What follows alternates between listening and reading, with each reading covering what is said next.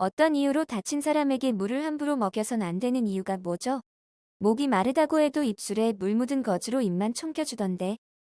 왜 함부로 물을 먹이면 안 되죠? 또 특히 어떤 부상자에게 물 먹이면 치명적일까요? 안녕하세요. 지식들지기입니다. 먼저 답변 드리기 전 이미지 저작권상 화면과 음성이 고르지 않은 점 양해 바랍니다. 영상을 끝까지 시청해 주시고 좋아요 한 번씩 눌러주세요.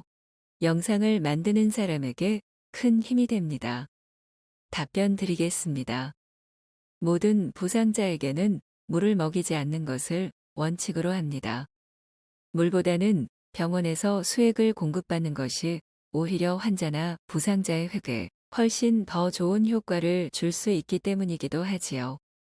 119대원들이 부상자에게 물을 공급하지 않는 이유 또한 여기에 있습니다. 만약 환자나 부상자가 수술을 요할 상황이라면 더더욱 물을 공급할 수 없는 일인데, 그 이유는 바로 수술실의 알코올 성분과 여러 가지 약물 냄새로 인하여 환자나 부상자가 수술 도중 계속해서 역겨움으로 구토를 할 수가 있답니다. 이 이유로 해서 수술 전날부터 금식을 시키는 이유이기도 하지요. 다 음료 공급 물은 인간이 생명을 유지하고 생활을 영위함에 있어서 필수적인 것으로, 모든 동식물의 생체 구성물질로서 뿐만 아니라 생태계의 기능을 유지하는 데 절대적인 가치를 지니고 있다. 물은 우리 몸속에서 영양분 흡수에 도움을 주며 체온 조절, 소화 촉진, 혈액 순환 향상, 독소와 가스 방출, 산소 운반, 체형과 신체 균형 유지, 음식물 이동과 관절의 용매 역할 등 생명 유지에 필수작용을 하고 있다. 성인은 몸의 60에서 70%가 물로 이루어져 있으며, 갓난아기는 85% 이상이 물이다.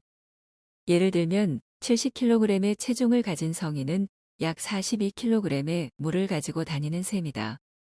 체내에서 수분이 1에서 2%만 없어지면 심한 갈증과 괴로움을 느낀다. 또 5%를 이루면 반혼수 상태에 빠지며 12%를 이루면 생명을 잃게 된다. 인간은 매일 6리터씩 일생 동안 60톤의 물을 세포의 물대사에 소비한다. 마실 것을 주는 방법 1. 정수된 물이나 마실 수 있을 정도의 따뜻한 물을 마시게 하는 게 좋다.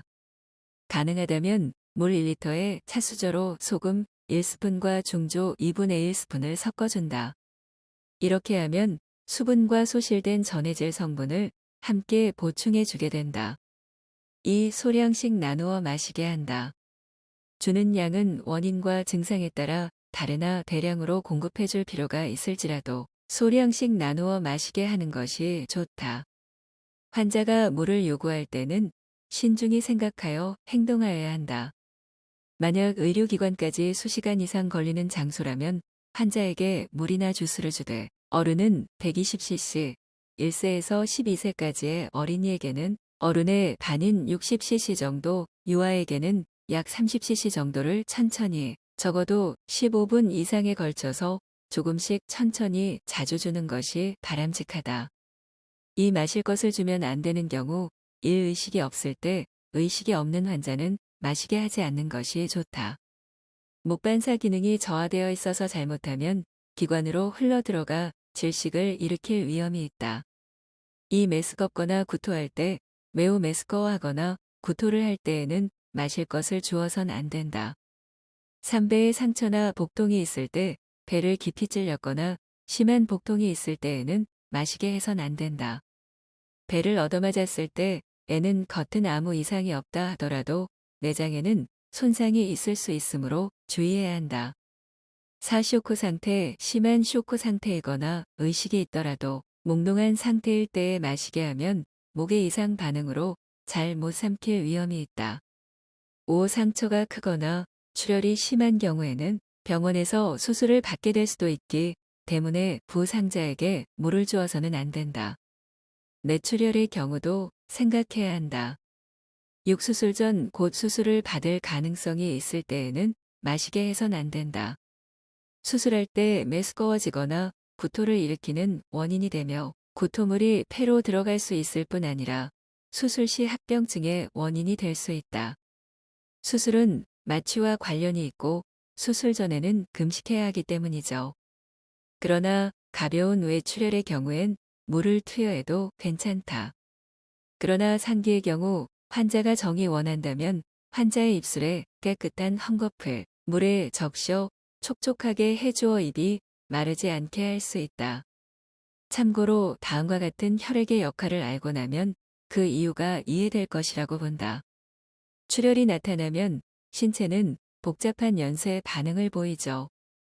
대뇌, 심장, 허파는 곧바로 보상작용을 시작해서 생명과 직결되는 주요 장기에 산소가 풍부한 혈액을 보내는 작용을 유지하도록 돕는다. 혈소판은 상처 주위에 모여들어 피딱지를 만들면서 출혈을 멈추게 한다. 백혈구는 피부 상처를 통해 들어온 세균을 공격해 감염을 예방한다. 신체는 필요한 적혈구를 만들어 내어 더 많은 산소를 세포로 운반해 갈 수 있게 한다. 혈액량도 출혈에 영향을 받는다. 출혈이 없는 정상적인 경우에는 많은 체액이 콩팥, 허파, 장관 및 피부를 통해 혈액에서 빠져나간다. 그러나 출혈이 시작되면 이런 체액은 반대로 혈액 속으로 빨려 들어가 혈장이 된다. 이렇게 해서 신체가 필요로 하는 정도의 체액이 평형을 이루어 일정한 혈액량을 유지한다. 때문에 출혈로 혈액량이 줄어들면 생명이 위험하다. 좀 도움이 되었을까요? 주어진 일에 최선을 다하는 모습이 가장 아름답습니다. 대한적십자사 응급처치 강사. 지금까지 지식들지기였습니다. 다음 영상은 더욱 호기심 많은 질문들로 업데이트될 예정입니다. 구독하시면 일상생활에서 가끔 궁금한 질문들이 함께할 것입니다. 지식과 상식 얻어가세요. 감사합니다.